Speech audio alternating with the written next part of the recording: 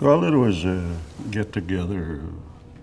We've had enough of the way we were treated by society, and also the galleries just, you know, did the same thing. They try to put us in museums, not in regular galleries. This is the best gallery that any native has. What's going on right in this building? It's the highest level. The other galleries, commercial galleries, their importance does not include natives. This is what we found. And when we formed that group of 7, which is 8 actually, somebody counted only 7. Somebody must have gone to the toilet at that point. Anyway, there was 8 of us, with Bill Reed, and this group decided to change the fiber of Canadian culture. We were not included. We were not in their galleries. We were nowhere. We were in lower level institution, like a little corner of some heritage. That was not an important part of that whole heritage stuff. So we got out of there, got out of that mouse hole, and we decided to change. And we met a few times, and mostly in Winnipeg. And then we did the one thing that was Canadian. We registered ourselves So who? as a professional artist. Bill Reed used to be on there, and then more so Jackson Beardy, Ed Covenus, Daphne Ojic, Carl Ray, Joe Sanchez, and myself. There was 8 of us. We got tired of being put in low-level museums. And where they really, really hurt us was that the Canadian government offered us to show at the War Museum. When we were trying to get out of this thing, they wanted to put us in a war museum. That really ignited the change. And so I was asked by the group, what should we do?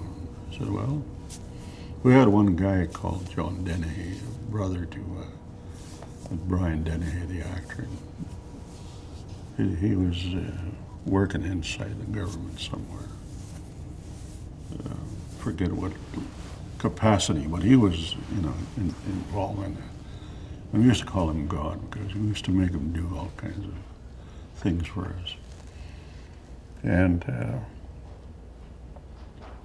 the group didn't know what to do. They were told that they should have a show at the War Museum. And we all reacted unfavorable to that notion.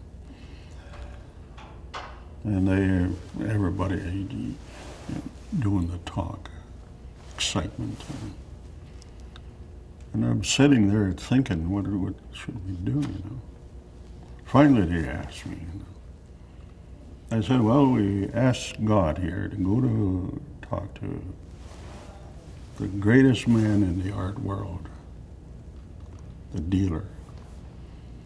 And that was the late Max Stern, Dr. Max Stern, the Dominion Gallery. And they said, well, what shall we tell him to say to this man? Says we brag him up, tell him you're the greatest person that brings in art from all over the world to Canada. Now, how about you being the first person to bring art from inside Canada to Canada? And we tell this man to negotiate on And he did. Well, we did get a show at the Dominion Gallery. And then all the other big galleries started opening their doors, you know. Morrisville had a famous show in Toronto. And the other doors started to open. Anyway, what happened is some of the doors opened and some of the guys started to make headway. That was the beginning of the nucleus of the movement.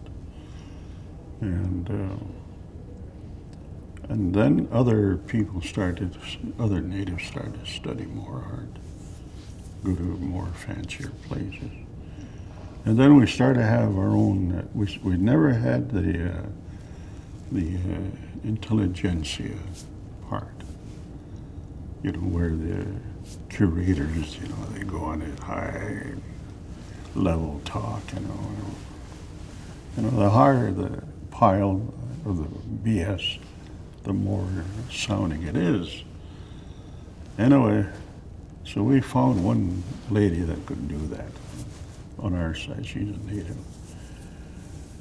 And she didn't pile it that way. She wrote as it is. And finally we scored on the intellectual level. And after that, you know, some of the galleries started to grow up. But the growing up hasn't really been that expanding. They're still caught in that little English and French routine. You know? But I'm saying that so that Canada is aware of that, because they're spending their money to do that, you know, legislative tax money, and then that tax money doesn't come to us. It goes to the fancy artists who have access. Just to illustrate the point, we had a meeting there in Edmonton. They came, you know, Canada Council, and they brought, you know, a big thick book of report and all that, financial report to the artist. I'm also, I belong to the Canadian group, you know. So I'm not just talking out of my sense. They brought this report, financial report, and I'm looking through it. And I based the whole thing on $10. You know, it could be 10 million or 100 million.